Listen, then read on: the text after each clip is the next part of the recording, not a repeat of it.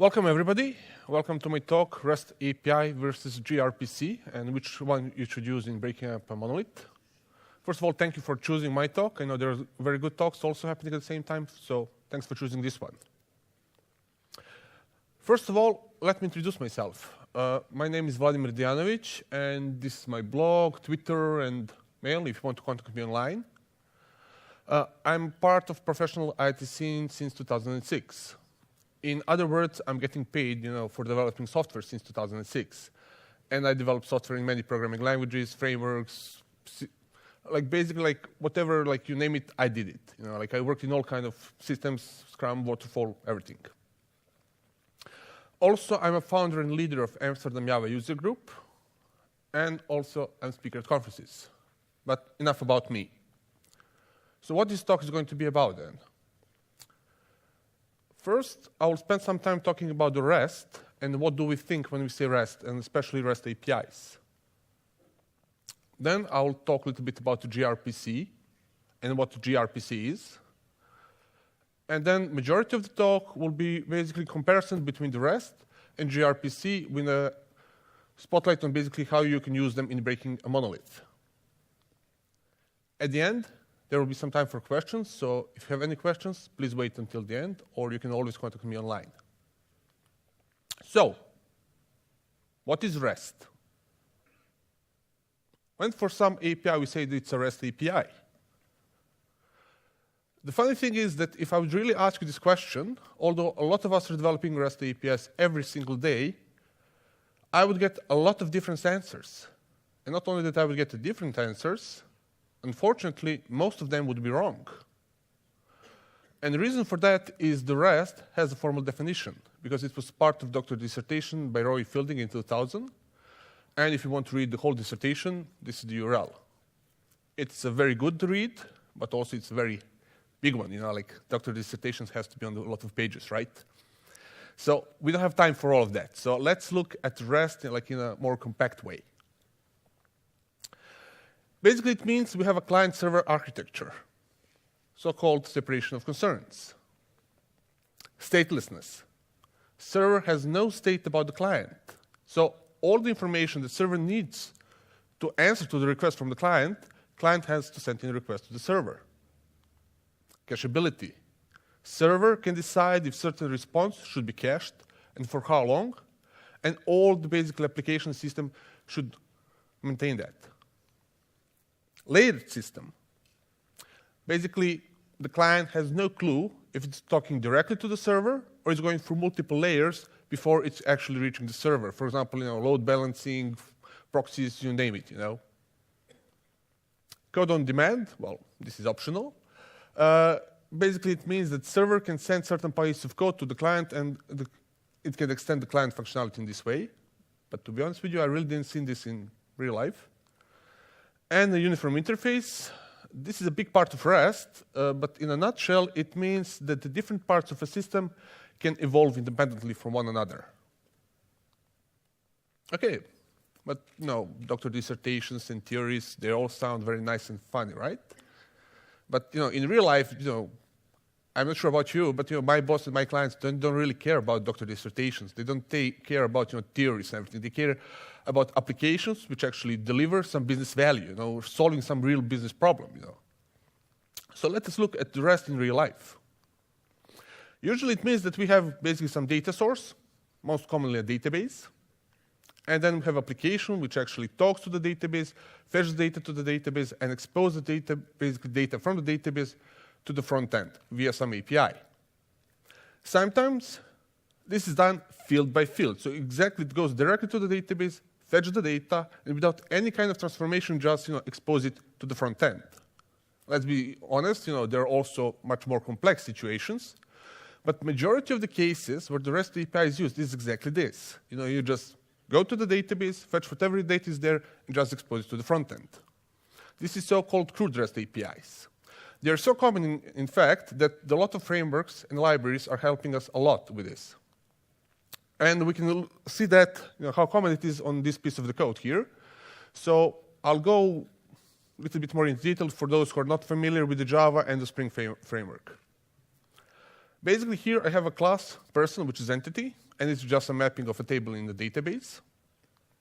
And here I'm defining basically personal repository, which is going to allow me to create, read, update, and delete the data from the table. But I'm not going to do almost any code at all, because I'm going to rely on the Mongo repository, which is coming from Spring directly. So Spring is taking care of everything for me. Basically, all the creation, updates, deletes, reading of the data, every single thing, like likes, pagination, sorting, absolutely everything is taken care of by Spring. So I just need to write to the person, and that's it, like just map the table. Okay, this is if I want to use it in my code, right? But what if I want to expose it to the world as a REST API, as a CRUD REST API? Well, I just add this annotation, that's it. So basically, the good people from Spring took care of everything for me. Amount of work that I need to put into creating a CRUD REST API is like just a few lines of code, just mapping the table in entity class, and that's it. Everything else is taken care of by the framework. And again, Spring is not the only framework that actually does for you all of this. There are a lot of frameworks and libraries which are making creation of the REST APIs extremely easy, because, especially the CRUD REST APIs, because they're very common. Important thing to remember about the REST APIs is that there is more than one way to do it. And as long as end product is according to the definition which I shared with you, it is a REST API. Nobody will care how you came to it. Okay, so let us look at what is gRPC. Well, if you Google it, you will find that gRPC stands for gRPC Remote Procedure Call.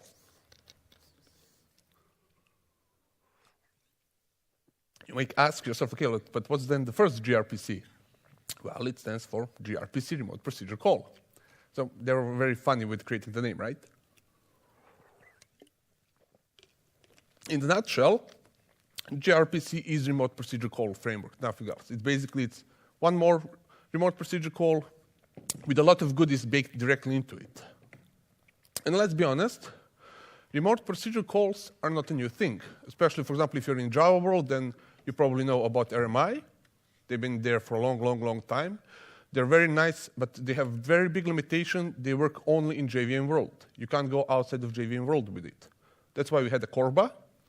I know that there's a lot of love for Corba, and that a lot of people put on party when Corba was finally kicked out of the Java. I never worked with Corba, so I don't know how bad was it. But as with any remote procedure call, it consists of very few things. Basically, we have some server which exposes some procedure that can be called remotely. In this case, it's written in C++, and we call it service. And then there is one or more clients which actually can call this procedure remotely. And as you can see here, it's in Ruby and Android, because most remote procedure calls are language agnostic. So is the gRPC. gRPC supports out-of-the-box C++, Java, Python, Go, Ruby, C#, Node.js, Android Java, Objective-C, PHP, and Dart. So let's do a quick just show of hands. Who's here C++ developer? Okay, we have a few of them. Java? Yeah, roughly the same. Maybe a little bit more. Python? Okay, cool. Go? Oh, we have even Go, okay. Ruby? Wow, we have everything. C#? Okay, majority of the people. Node.js? Again, Android Java? Okay, we have a few. Objective-C? Okay, we don't have anybody as far as I see. PHP? Okay, we have that. And Dart? Oh, we have even Dart. I thought that nobody used Dart. My bad. Okay, so sorry all in advance, C# developers, my code is going to be Java, but it's going to be a very small amount of code. I would like to stress these languages, because with these languages, you're covering all the native development for mobile phones, and let's be honest, the majority of the backend systems. Okay, so now we have a general idea and understanding what REST is and what gRPC is, right? So let's look at basically how they compare in breaking a monolith. So let's assume that you have huge, nice, beautiful monolith, solid as a rock, and that you want to basically take it from this state to this state. So we want to break it up, make a lot of nice microservices which are talking to one another, right? Or maybe you're not working on a legacy system. Maybe you are on a greenfield project and you're basically building your project from the start. So then you want to, build everything, and you again want to come to the state of a lot of nice, beautiful microservices. It doesn't matter if you're breaking the monolith or you're building the new system in the microservices, you're going to basically face the same question. And that is, how do they communicate with one another? How do they exchange information? So we might go with the REST, right, approach. Why not? We built REST APIs our whole life. We have a lot of knowledge about it. So we can use it for communication between microservices. On the other hand, gRPC is basically calling method calls remotely, right? So especially if we talk about the monolith and you're breaking it up, you had some method calls that were internal, and you're just going to basically take part of the code, break it up. You can still keep the same method and just call it now remotely, So it might be more logical way. But again, on the other side, the chances are that our level of knowledge and experience of building the REST APIs, the frameworks, the libraries, all the toolset, everything ecosystem that we know, is much better and higher than the REST APIs compared to gRPC. So which one should we then choose? Let's go a little bit deeper into differences between them, and then hopefully you'll have your answer. As we said, both REST and gRPC support multiple languages. But let's be honest, REST supports much more languages than gRPC. Because I shared with you at the moment current state of gRPC and what it supports. Dart is the latest addition. But REST you can write in any language that you want. You can even write it in assembly if you want.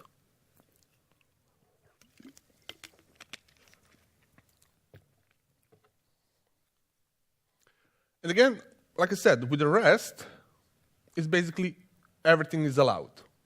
You can do code first, schema later. You can do schema first, code later, don't have schema at all. You can use framework, you can use library, you can use whatever language you want. You can build everything yourself, As long as the end result is according to definition, it is a REST API. So we have a lot of options here, and we are not bound with almost anything. But also that means that we need to really think, what's my request going to look like? What my response is going to look like? What status code I'm going to choose, like in case of the error or like caching or this or that. So we also need to make a lot of choices. On the other hand, with gRPC, there is only one way. gRPC way. gRPC basically took care of everything for us.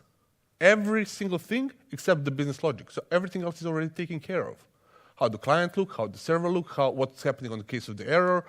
Everything is taken care of for us, except the business logic. Some people love it, some people don't love it that way. What you would do, basically, when you actually are new to gRPC is, of course, go to the website, and then there you can read a lot of documentation and everything to actually understand, what is gRPC, what are nuts and bolts and things like that. And at one point, you're going to say, now I have a general idea, and I want to build something, and you will basically go to the part with the documentation. As you can see here, you have a lot of quick starts, documentation, basic tutorials, reference APIs, every single thing that you need to actually build gRPC in the language of your choice. After this, what you would do is probably go to implementation of your language. Because I'm from Java, I would go basically to this GitHub. And here I have everything that I need to set up the project. What I need to set up the project, what I need to do to set up dependencies, how example service look like, how example clients look like. Absolutely everything is there. In case of gRPC, there are 4 types of communication between the server and the client. So the client basically can send a single message to the server, and server can respond with a single message. Or client can send a single message to the server can send multiple messages back to the client. Third option is basically client send multiple messages to the server respond back with a single message. And last, I assume that you probably already guessed, is client send multiple messages to the server, and then the server send multiple messages back to the client. And that's it. Only these 4 types. And you have examples how to build all these 4 types of communication for both client and the server side in all the languages. So you just basically can do copy-paste, add your business logic, and you're done. I'm fair to say that REST supports more than 4 types of communication. Okay, so let's look at basically a little bit more internals of gRPC. gRPC consists of 3 big parts. The first part is IDL, or Interface Definition Language. And here, basically, we define absolutely everything about gRPC. Basically, we say, okay, like, this is how my messages are going to look like, which we actually send between the client and the server. Basically, which procedures remotely I'm going to basically allow to be called, how my services are going to be named. All the things are defined here. And this is a difference compared to the REST. Because in case of the REST, as we all know, schema is an optional. You know, like, I'm not sure about you, but majority of the REST APIs that I encountered in my life didn't have documentation and didn't have any schema at all. I'm not saying that this is a good practice. I'm just saying that, you know, nobody will kill you if you don't do that. Well, maybe. Depends. So in the REST, again, we can write first the code, and then basically from the code generate the schema, or we can do other way around. We can basically first write the schema, define all our endpoints, requests, responses, then basically use something to actually generate the code, so-called stub code, and then basically just add our business logic. And you have libraries and the frameworks for both approaches, you know, because they're both very common. Also, like I said, you can completely, you know, throw schema away and say, like, I don't care. In case of gRPC, there is only one way, and that is schema first. You have to have a schema. Because first you write the schema, you define all the messages, all the communications, remote procedures, how they're going to look like, and then basically gRPC is going to use that to generate all the classes, all the boilerplate code that you need, like all the messages, the examples for the clients, examples for the server, and I'm going to show you a little bit later that. So that's why you need to have schema, and you start always with the schema. So schema could look like, you know, this is like a snippet of a schema. And basically here I say, okay, I have some type of message that I'm going to send around. This is the name of a message. And basically here are all the fields that I have in a message. And I think that you can understand this. It's very straightforward. Basically, we have the transaction ID of the type integer, from account number to account number, also integers. We have amount, which is of type double, and we have message, which is of type string. Straightforward, right? Here, I say, okay, I have a service, and I'm going to call it a bank, because I can. And I will define one remote procedure call to be called remotely, and I will call it transfer money. And it's going to take one message, so the client needs to send me transfer money message, and I will respond back with the message transfer confirmation. And that's all to it. You know, as I already mentioned, there are 4 types, and if you want to send multiple messages in either way, you just add stream, and you're done. It's a very simple thing. Second part of gRPC is HTTP2. And HTTP2 is a very good thing, you know, for through output. It allows basically sending a much larger amount of data, and also both the client and the server can basically communicate at the same time. I will not go into all the details about HTTP2, but I will mention just this. In case of gRPC, HTTP2 is baked into it. So you don't need to do anything. You just take the gRPC implementation for your language, and you get HTTP2 and all the benefits with it. In case of REST, it depends. Depends what you've chosen for your libraries, for your frameworks, for your application server, for your language. You know, maybe you have it like already for no work at all. Maybe you will need to actually do some work to get HTTP2. And again, like REST is coming from the world of HTTP1, but also it's going to work perfectly with HTTP2 as long as it's implemented in some way. And again, in case of gRPC, 0 work. In case of REST, depends. Maybe 0 work, maybe some work. The third part of gRPC is protocol. Basically, how the information that we are sending, you know, across the wire, how it looks like. By default, gRPC is done with protocol buffer free. That's the default protocol. If you don't change anything, you get it automatically. You can change it if you want. Protocol buffer free is something, again, I will not go into a lot of details about. But in a nutshell, important things that you need to know is that the protocol buffer free is a binary protocol. And the second thing that you need to know about protocol buffer free is that it has schema. So it has a schema where we actually define all the data inside, all the internal fields, everything is defined in the schema. If you want to read more basic information about the protocol buffers, you can just go to this URL. Or if you're like lazy and you don't like to read, you can always watch this video of a talk. It's a great speaker, I know him personally. So, important thing that also I would like to mention is that which people sometimes forget, is that REST isn't a JSON over HTTP. Even Roy Fielding said this, like REST isn't JSON over HTTP, because a lot of people took it for granted. You can write REST with any protocol that you want, any. But let's be fair, in most cases, it's either JSON or XML. They're the two most common ones. So now let me show you some graphs. And in this case, basically, as you can see, the protocol buffer is much, much, much better than JSON, right? It's perfect. Or maybe it isn't. Okay, so what the hell, right? Well, always be very careful when somebody shows you the graphs. My default, behavior is like that. I don't trust the graphs, because first thing first is, okay, like, how did I even get to the numbers to create the graph? And and even before that, what this graph even represents, And what's the message that I want to transfer to you? Okay? What's basically that I want to tell you? Those are very important questions when anybody shows you the graph. If you don't know the answer, don't trust the graph. In this case, I use the made-up numbers. So the numbers, they have no real value. However, the message that the graphs are showing to you is real. And let me explain why.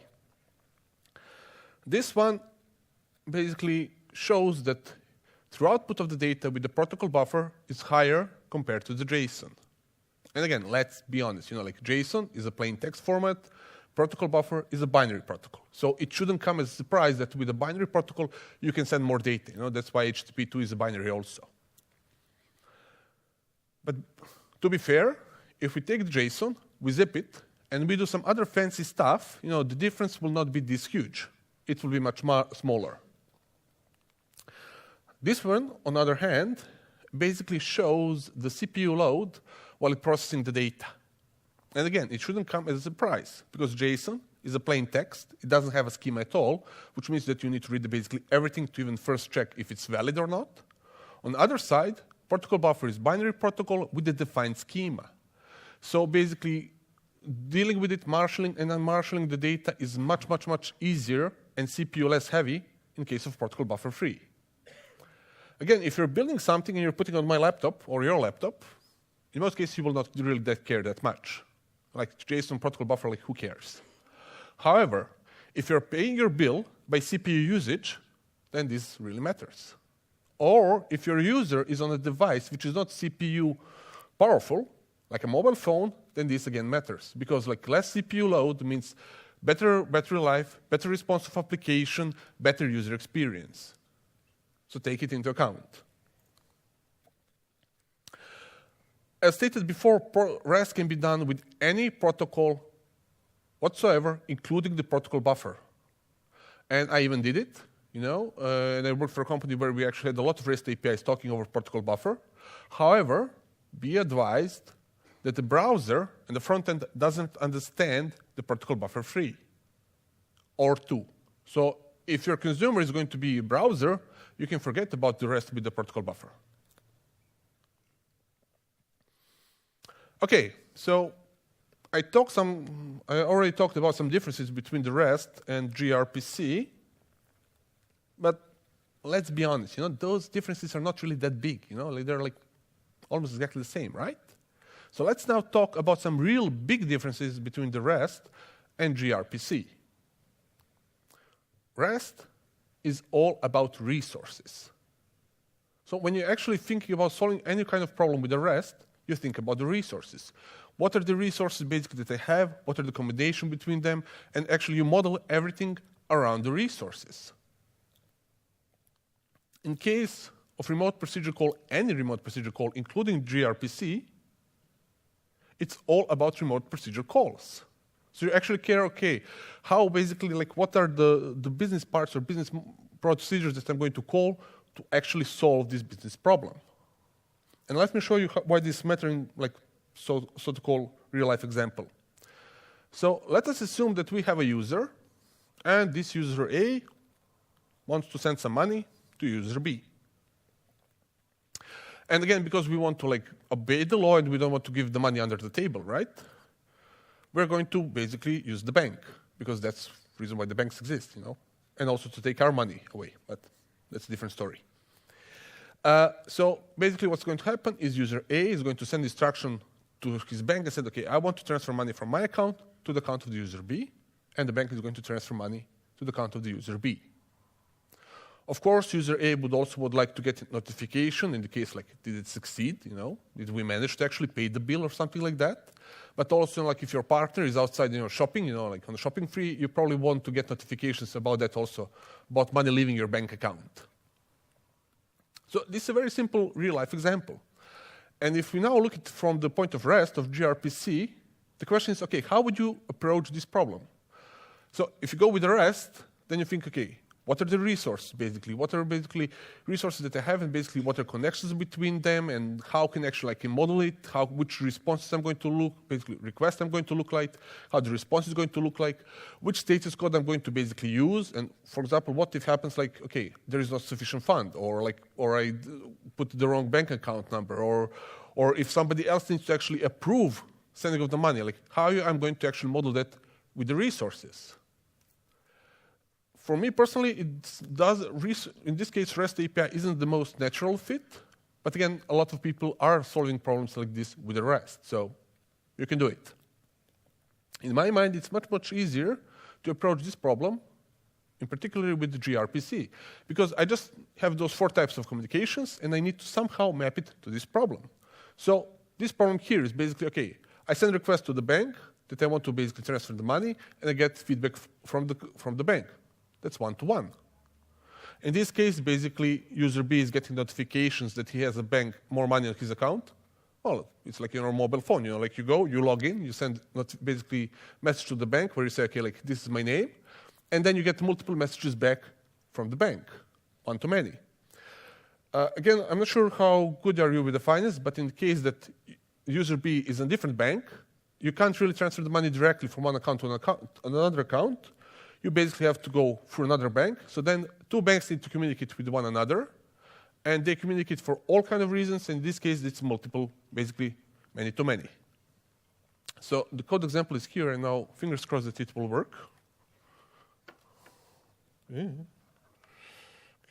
I'll have to just stay with me for a second. Yeah, mirror.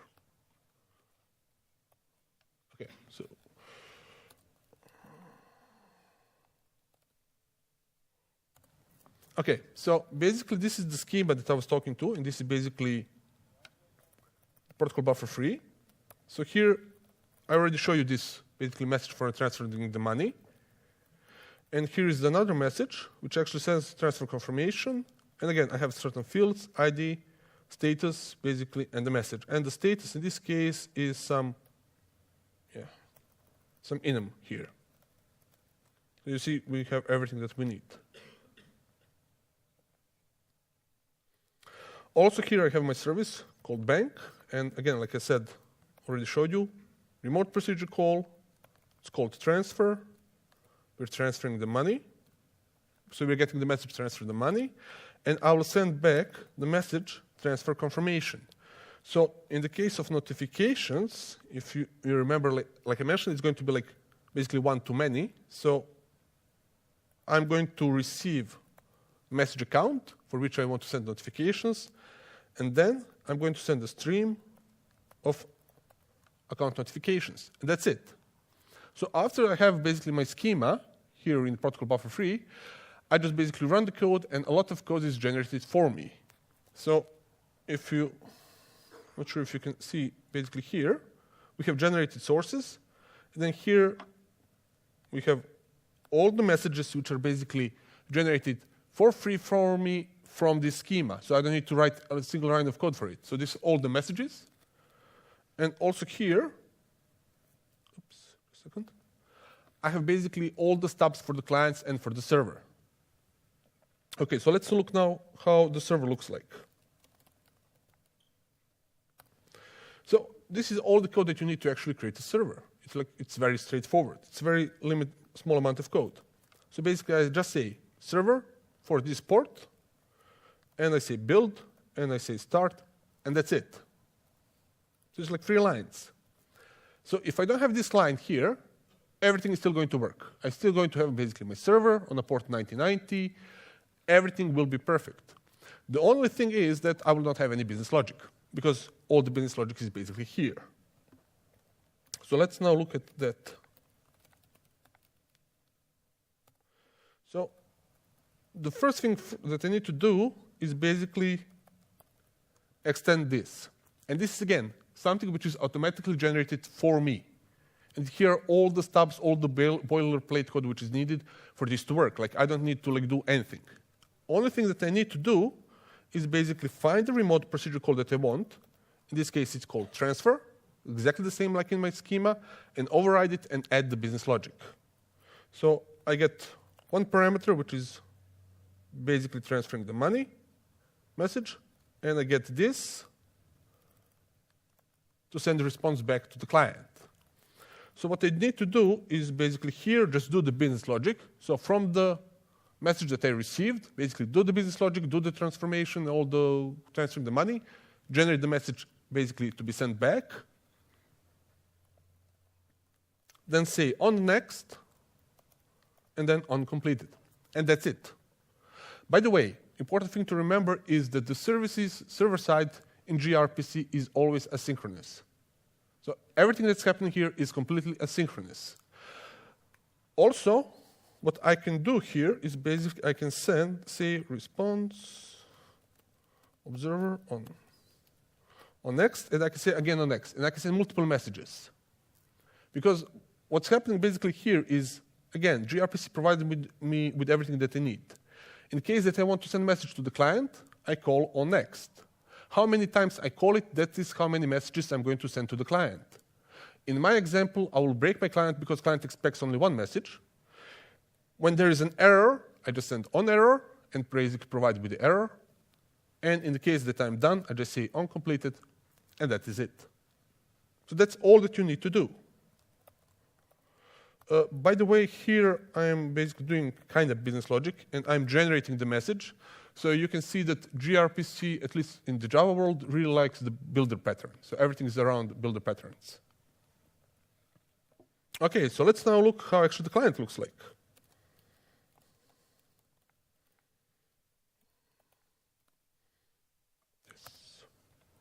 So the client is, again, a very simple thing. First of all, you need to create a channel. And for channel, basically, you say, OK, this is the URL that I'm interested in, and this is the port. Again, important thing to remember, in the case of gRPC, it's client load balancing. So there isn't like server-side load balancing. Everything is done on the client side. So client-side load balancing. Here I said use plain text because HTTP2 is by default HTTPS, and I don't want to have that overhead in the development. So that's why I use just plain text here. Never do you do this in production. Again, I do build it, and then here, basically, I create the client. So you might see here that this is, if I find my mouse, blocking client. So like I said, server is always asynchronous. The client has an option to choose. Do I want to be blocking or non-blocking? So basically, it's a client side to decide what they want to do. In this case, because I don't care, I just say, OK, be just blocking. I call remote procedure call transfer, provide the message with the builder, and I get response back, transfer confirmation. And that's it. That's all there is to it. Other examples are also very similar. It's very, very simple to actually write this code. Okay, I'll just give up on this one. OK. So I tried to give you kind of scientific approach as much as I could with like, what's the REST, what's the gRPC, what's the difference? But I would also like to actually give you my personal feeling about the difference between the REST and gRPC. And that is, if we imagine that we have like one big axis, and on one side is Wild West, and then on the other is law and order, where do you feel that the REST should go? Should it go more to the Wild West side or the law and order side? Who's for this side, for the Wild West side? Okay, and for the law and order side? Okay, you feel exactly like I do. Because like I said, I gave this talk a few days ago, and like people said, like law and order side. I was like, okay, you're much luckier in life than I am. Like all the REST APIs that I work like are fortunately completely here. No documentation, no source code, no schema, no nothing. Like just go be happy. On the other side, gRPC in my mind is basically here because, as I showed you and I already talked to you, there is only one way. There is only gRPC way. So you might love it, you might hate it, the fact that you don't have an option to do whatever you want to do, but that is the way that is. Okay, so let us look now at some questions that might help you to actually get, the real answer. Okay, but what should I really use? Because I have like a rough idea what it is, but which one should I choose? So the first thing that I would ask you is basically who will be your consumers? Who's going to actually consume whatever you're building? Will it be mobile? Will it be web? Or somebody else?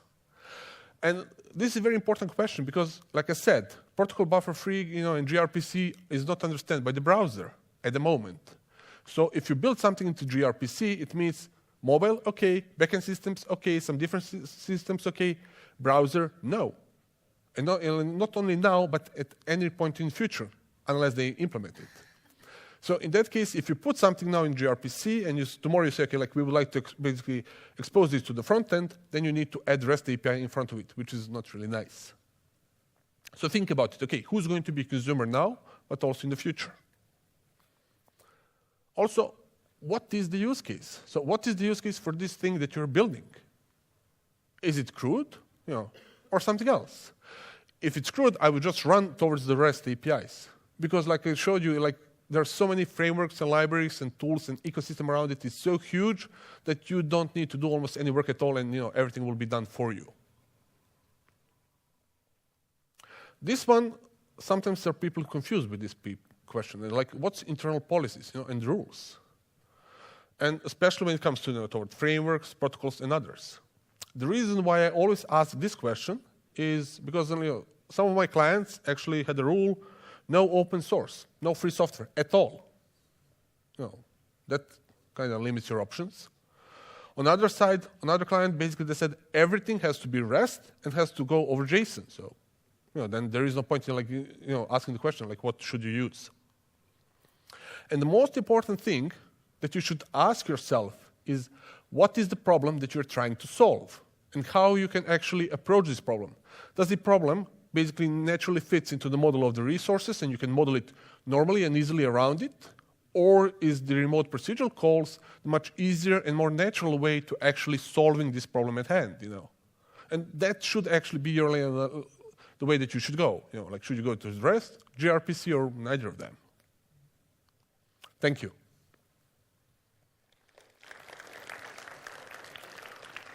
These are the old resources that I used if you want to take a picture of what. So, any questions? Because we have time.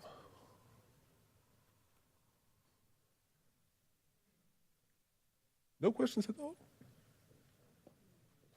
Okay. Oh yeah.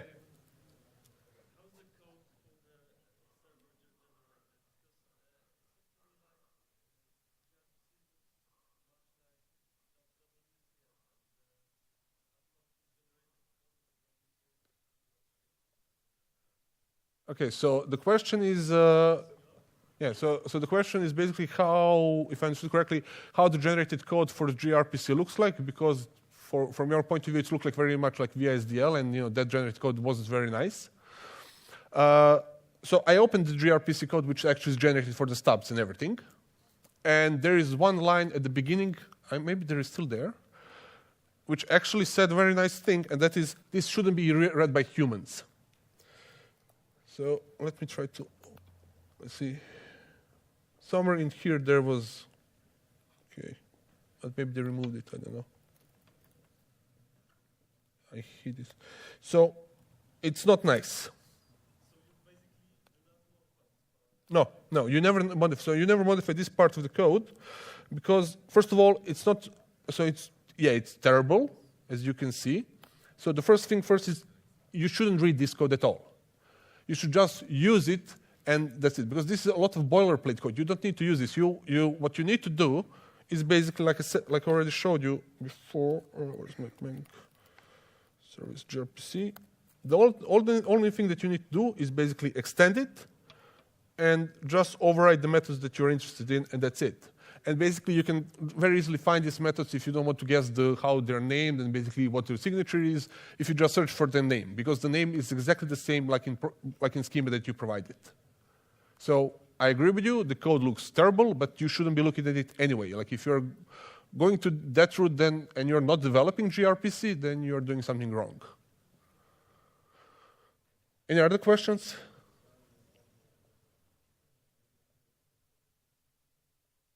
I don't see any hands or, okay. Okay, thank you.